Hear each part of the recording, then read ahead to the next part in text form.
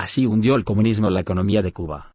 El totalitarismo político, económico, cultural y social que instauró Castro empujó a millones de personas al exilio. En 1959, Fidel Castro tomó el poder de Cuba y puso en marcha un nuevo régimen político y económico. Ese mismo año, Lee Kuan Yew se convierte en primer ministro de Singapur. Más de 60 años después, el PIB per cápita de la bella isla del Caribe es 40 veces más bajo que el de la pequeña ciudad-estado asiática. ¿Cómo se explica una diferencia tan acusada? La clave está en el modelo económico desarrollado por uno y otro dirigente. Mientras que Fidel Castro apostó por el comunismo, Lee Kuan Yew introdujo una economía de mercado.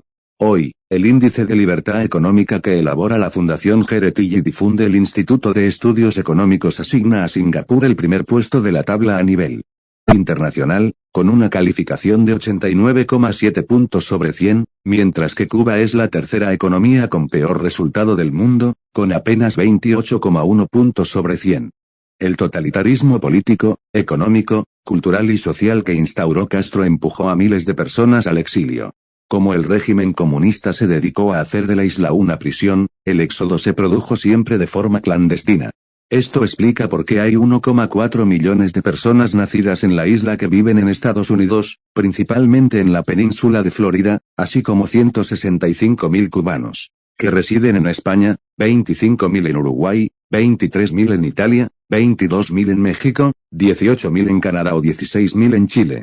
La persecución de los disidentes, la represión de la libertad de expresión o el envío de personas LGTB a campos de concentración son solamente la vertiente política de una represión generalizada que, en el campo económico, se ha traducido en la supresión de la propiedad privada, el veto generalizado a la inversión foránea o la introducción de todo tipo de esquemas de planificación en buena parte de las industrias y sectores de actividad.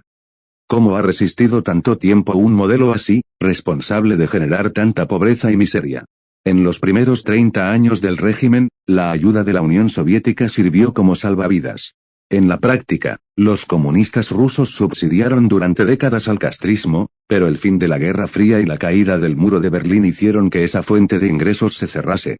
La dictadura se centró entonces en desarrollar el sector turístico, pero los recursos obtenidos por esa vía han seguido siendo a todas luces insuficientes. En la primera década del siglo XXI, la bonanza petrolera hizo que Venezuela se convirtiese en el nuevo protector económico de Cuba, pero el colapso económico del chavismo devolvió a los Castro a la casilla de partida. Hoy, el régimen admite que la economía está en ruinas. Una histórica encuesta realizada por una consultora independiente, Rose Marketing, determinó que el 27% de los cubanos gana menos de $50 al mes, el 34% percibe entre 50 y $100, el 20% obtiene entre 100 y $200, el 12% admite unos ingresos de entre 200 y $500 y el 4% gana más de $500. El promedio que arroja dicho estudio apunta que la renta media no excede los $140. Eso sí, parte importante de tales ingresos provienen de las remesas que envían familiares y amigos residentes en el extranjero o actividades no declaradas ante el régimen. Así, si nos ceñimos a los datos oficiales, el salario de referencia es de apenas $90. De modo que alrededor del 35% de los escasos ingresos de los cubanos ni siquiera se producen mediante el trabajo, sino a través de remesas o trabajos informales. El impacto del coronavirus ha sido notable. No es lo mismo enfrentar la pandemia con una economía capitalista, que sin duda se ve afectada por una crisis sanitaria de gran calado, que hacerlo con un sistema de producción comunista, cuya incapacidad para generar riqueza reduce ostensiblemente el margen de adaptación ante el coronavirus. Así, el régimen admite que su economía cayó un 11% en 2020. Agravando el problema de desabastecimiento y hambre que sufre la isla.